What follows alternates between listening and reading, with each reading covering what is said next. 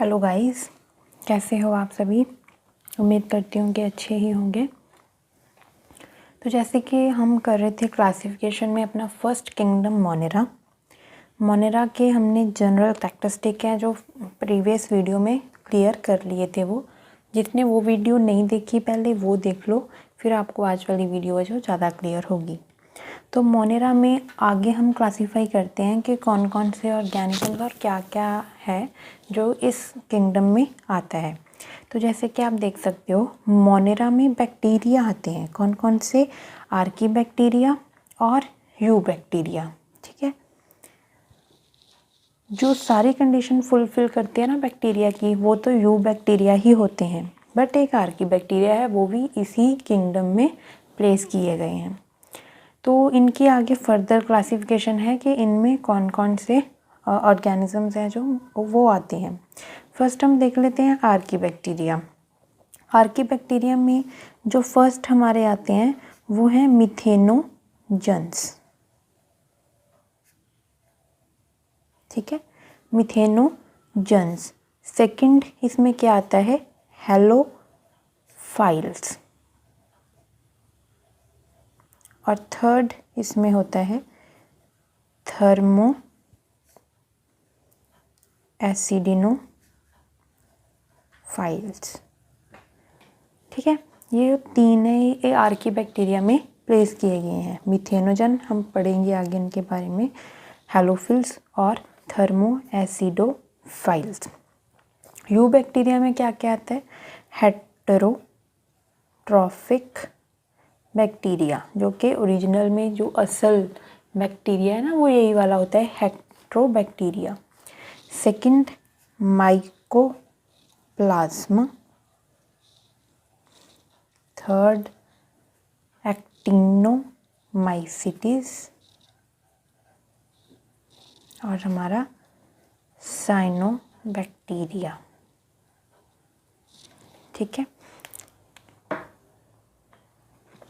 तो you bacteria में हमारे हेटेरोट्रॉफिक बैक्टीरिया, माइकोप्लाज्मा, एक्टिनोमाइसिटीज और साइनोबैक्टीरियाज, ये सारे इसी में आते हैं। तो अब हम देखते हैं इन्हें फर्दर क्लासीफाई कर सकते हैं कि आर्की बैक्टीरिया जो है, इसे आर्की बैक्टीरिया को हम फर्दर क्लासीफाई कर सकते हैं किस किस में, कि इसमें नॉन सल्फर मीडियम वाले कौन से हैं और हॉट सल्फर स्प्रिंग्स वाले कौन से हैं। ठीक है, तो उसमें देखो कैसे करना है। जो हमारे ये वाले हैं मिथेनोजन्स, मैंने रेड कलर से इन्हें दिखाया आपको इसीलिए, मिथेनोजन्स और हमारे हेलोफिल्स। ठीक है, हेलोफाइल्स, ये दोनों ही किस कैटेगरी में आते हैं? नॉन सल्फर मीडियम में। किस कैटेगरी में? नॉन सल्फर मीडियम में। और एक बचा हमारा थर्मो एसिडोफाइल, ये किस में आ जाएगा? Hot sulphur spring. जैसे यहाँ पे नेचुरली हॉट वाटर निकलता है ना, उन जगहों पे हॉट स्प्रिंग्स में ये थर्मो एसिडोफाइल्स आते हैं। तो अब समझो कि है क्या। देखो, मैंने बोला था कि मोनेरा जो है, इसके जो ऑर्गेनिज्म है ये मोस्ट जो हार्श कंडीशन है ना, जिसमें कोई भी सरवाइव नहीं कर सकता, बहुत ज़्यादा हाई टेम्परेचर हो या फिर बहुत ज़्यादा साल्टी कंडीशन हो, ऐसी कोई भी कंडीशन हो तो वहाँ पे कौन सरवाइव कर सकते हैं? मोनेरन से सरवाइव कर सकते हैं। तो इनमें भी कैटेगरी है, जैसे कि मिथेनोजन्स हैं, मिथेन मीडियम्स में सरवाइव कर जाएंगे। और मिथेनोजन्स है कहाँ पर पाए जाते? मेनली आपने छोटी क्लासों में भी पढ़ा होगा, methanogen are present in the gut of herbivores. जो हर्बीवोर्स हैं, काउज, बफेलोज, इनकी गट में प्रेजेंट होते हैं ये मिथेनोजन, क्योंकि हमने पढ़ा है ना इनका न्यूट्रिशन हमारा हमको ये बताता है कि या पैरासाइट भी हो सकते हैं ये, है ना। तो पैरासाइट भी डाइजेस्टिव ट्रैक्ट में हर्बीवोर्स के होते हैं और इनका काम क्या होता है? Methane is out from digestive tract of ruminants. जो रूमिनेंट्स हम जिन्हें कहते हैं काउज, बफेलोज, उनके डाइजेस्टिव ट्रैक्ट से मिथेन आउट होती है। ठीक है, और हेलोफाइल्स, हेलो मतलब सॉल्ट, ज़्यादा सॉल्टी कंडीशन है, बहुत ज़्यादा सॉल्टी, तो उसमें हर एक ऑर्गेनिज्म नहीं रह सकता। कोई वाटर में सॉल्ट हो या फिर कुछ भी ऐसा माउंटेन हो तो उसमें भी ये हैलोफाइल्स सर्वाइव कर जाते हैं, यानी कि मोनेरन्स सर्वाइव कर जाते हैं। जो एक ये सेपरेट कंडीशन है थर्मो एसिडोफाइल्स के हॉट सल्फर स्प्रिंग में, बहुत ज़्यादा हॉट वाटर में और सल्फर भी कंटेन हो उसमें, तो उसमें थर्मो से क्लियर होता है ना कि हीट, मतलब बहुत ज़्यादा हाई टेम्परेचर हो और एसिड भी हो। फाइल्स मतलब लवर्स, मतलब ये उसके पास अट्रैक्ट होते हैं।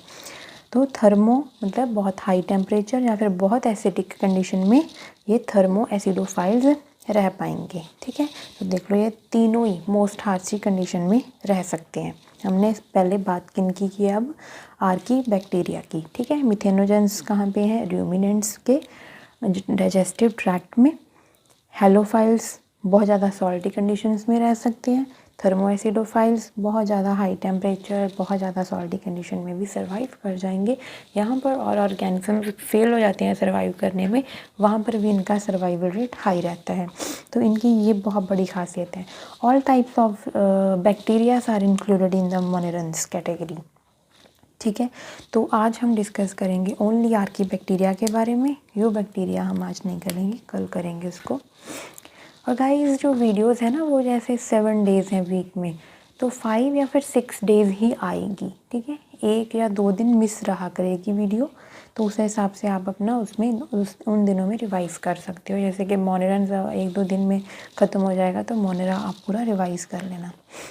कल भी वीडियो नहीं आ पाई थी। तो जो आर्की बैक्टीरिया है ये क्या है, एशियंट लिविंग फॉसिल। कितनी देखो खास बात है, ancient living fossil. Ancient time में भी ये था और आज के टाइम में भी ये प्रेजेंट है, तो इसे हम क्या कहते हैं, ancient living fossil. Most primitive form of life है। लाइफ किससे स्टार्ट हुई मानी जा रही है, आर्की बैक्टीरिया से, इसीलिए इन्हें क्या कहा गया है, प्रिमिटिव। ठीक है, most primitive form of life है ये ऑर्गेनिजम्स, और found in most harshy condition, बहुत ज़्यादा हार्शी कंडीशन में, जहाँ पे और कोई ऑर्गेनिज्म सर्वाइव नहीं कर पाता, वहाँ पे ये आर्की बैक्टीरिया सर्वाइव कर जाते हैं। अब इनकी खास बात हम देखते हैं। हमने पढ़ा था कि मोनेरन्स में सेल वॉल होती है। ठीक है, यही इनकी रिजेम्बलेंस है प्लांट्स के साथ। और सेल वॉल किसकी बनी होती है, इनमें पेप्टाइडो ग्लाइकन की। ठीक है, इसकी क्या नेचर है ये हम आगे डिस्कस करेंगे। अब हम क्यों नहीं करने वाले इसको डिस्कस, क्योंकि आर्की बैक्टीरिया में ये प्रेजेंट नहीं है। ठीक है, पेप्टिडोग्लाइकन की सेल वॉल नहीं है। यहाँ पर हमें इसे क्या कहते हैं, सीडो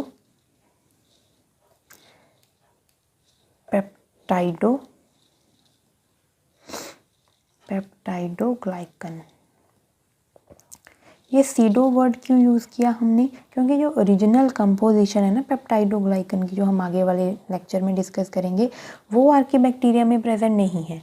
आर्की बैक्टीरिया में क्यों नहीं है, आप ये क्वेश्चन आएगा, क्योंकि ये मोस्ट हार्शी कंडीशन में सर्वाइव करना है इन्होंने। हार्शी कंडीशन में सर्वाइव करने के लिए कुछ तो खास बात होनी चाहिए ना ऑर्गेनिज्म में। अगर वो रिजेंबल करेगा और किसी से, तो वो उसी वाले एटमॉस्फेयर में ही सर्वाइव कर पाएगा ओनली, क्योंकि ये बहुत ज़्यादा हार्शी कंडीशन में सर्वाइव कर रहे हैं, इसलिए इनकी सेल वॉल में मॉडिफिकेशन है। वो मॉडिफिकेशन क्या है, एक्सट्रीम कंडीशन को, जो एक्सट्रीम कोई हाई एसिडिक कंडीशन है या कोई भी एक्सट्रीम कंडीशन है, उसको टॉलरेट करने के लिए इनमें presence of branched lipid chain है। ठीक है, फैटी चेन है, एक लिपिड चेन पाई जाती है इनकी मेम्ब्रेन में। ठीक है, इसीलिए इसको क्या कहा गया है, सीडो पेप्टाइडोग्लाइकन, कि इसमें क्या है, लिपिड चेन है इनकी मेम्ब्रेन में, जो कि बाकी जो ये वाली है ना पेप्टिडोग्लाइकन, इसमें ऐसा नहीं होता।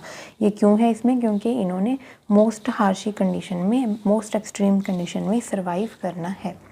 सो instead of peptidoglycan cell wall contain protein and non cellulosic polysaccharide. ठीक है, इसी को हम क्या कहते हैं, सीडो पेप्टाइडोग्लाइकन, यानी कि इनमें क्या क्या आ जाता है फिर, सीडो पेप्टाइडोग्लाइकन में प्रोटीन्स की एडिशन भी होगी और नॉन सेलुलोजिक पॉलीसेकेराइड्स भी होंगे और लिपिड चेन जिसे हम कह सकते हैं वो इनकी मेम्ब्रेन में प्रेजेंट है, इनको मोस्ट हार्शी कंडीशन में सर्वाइव करवाने के लिए।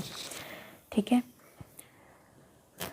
और कुछ मिथेनोजन ऐसे भी हैं जिनकी ये किसकी बनी होती है, सीडोपेप्टाइडोग्लाइकन की ना होकर सीडोम्यूरेन की बनी हो सकती है सेल वॉल। ये भी आपने याद रखना है, किसकी हो सकती है, सीडोम्यूरेन की बनी हो सकती है। ठीक है। और इसमें जो rRNA है वो 16S rRNA न्यूक्लियोटाइड वो डिफरेंट होता है अदर प्लांट किंगडम के ऑर्गेनिज्म से। ये कोई इतनी इसेंशियल बात नहीं है जो आपको लर्न करना है। स्पेशलिटी इनकी यही है क्योंकि इन्होंने हार्शी कंडीशन में सर्वाइव करना है, इसलिए इनके पास पेप्टिडोग्लाइकन की आप कह सकते हो मॉडिफाई हो चुकी वॉल है, जिसे हम क्या कहते हैं, सीडोपेप्टाइडोग्लाइकन, जिनमें प्रोटीन नॉन सेलुलोजिक पॉलीसेकेराइड होते हैं और या फिर आप कह सकते हो लिपिड चेन की लेयर्स होती हैं ब्रांच्ड। ठीक है। दूसरा एक हम और बात इसमें डिस्कस कर लेंगे, similarities with eukaryotic cell. Eukaryotic क्या सेल होता है, जो वेल डेवलप्ड विद न्यूक्लियस। ठीक है। वेल डेवलप्ड न्यूक्लियस जिसमें हो उसे यूकैरियोटिक सेल कहते हैं। हमने पढ़ा है कि मोनेरन्स में क्या है, प्रोकैरियोटिक सेल यानी कि without nucleus, without nuclear envelop, सीधा ही डीएनए का जो मटेरियल है सर्कुलर डीएनए वो ऐसे ही पड़ा हुआ है। तो इसमें सिमिलैरिटी क्या है यूकैरियोटिक के साथ, वो है इसमें हिस्टोन जो होते हैं, हिस्टोन प्रोटीन्स इसमें प्रेजेंट है। वो यूकैरियोटिक सेल में भी है, इसमें भी प्रेजेंट है।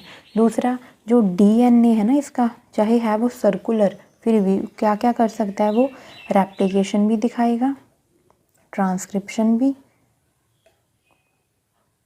और क्या कर सकता है, ट्रांसलेशन भी। ठीक है। ये तीनों काम वो कर सकता है, ये आपने याद रखना है। इनकी सिमिलैरिटीज़ विद यूकैरियोटिक सेल जो कि वेल डेवलप्ड सेल होता है, उसमें भी हिस्टोन प्रोटीन प्रेजेंट है, इसमें भी प्रेजेंट है। वो भी डीएनए रेप्लिकेशन, ट्रांसक्रिप्शन, ट्रांसलेशन कर लेता है, ये भी कर लेता है, अपनी सेल मेम्ब्रेन में ही कर लेगा ये सभी काम। ठीक है। क्योंकि इसमें जो सेल ऑर्गेनेल्स हैं वो तो नहीं है, हमने पढ़ा था ना, उसकी जगह पे सिर्फ इसमें राइबोसोम और क्रोमेटोफोर्स हैं। बट ये इनकी सिमिलैरिटीज़ है with higher well developed organisms के साथ। ठीक है गाइस, तो ये आज हमने एक छोटा सा आर्कीबैक्टीरिया के बारे में डिस्कस किया। अभी ये मोनेरन्स ख़त्म नहीं हुए हैं, पढ़े हैं, 1-2 लेक्चर लगेगा इनमें कंप्लीट होने के लिए। जितना हो गया आप उसे रिवाइज़ करते रहिए, वीडियो आपको मिलती रहेगी रेगुलर बेसिस पे। बस जो मैंने यही बात कही है कि 7 डेज़ नहीं आ पाएगी, 5 और 6 डेज़ इतना कुछ रहेगा। ठीक है। और गाइस मैंने एक बात नोटिस की है, अगर मैं ना बोलूँ कि लाइक करने के लिए तो आप करते नहीं हो लाइक। मैंने देखा, मैंने पिछली वीडियो में बोला ही नहीं तो आपने किया भी नहीं, तो आप कर दिया करो लाइक, मुझे खुशी मिलती है कि हाँ मेरे एफर्ट्स को आपने लाइक किया है। ठीक है। Thank you very much.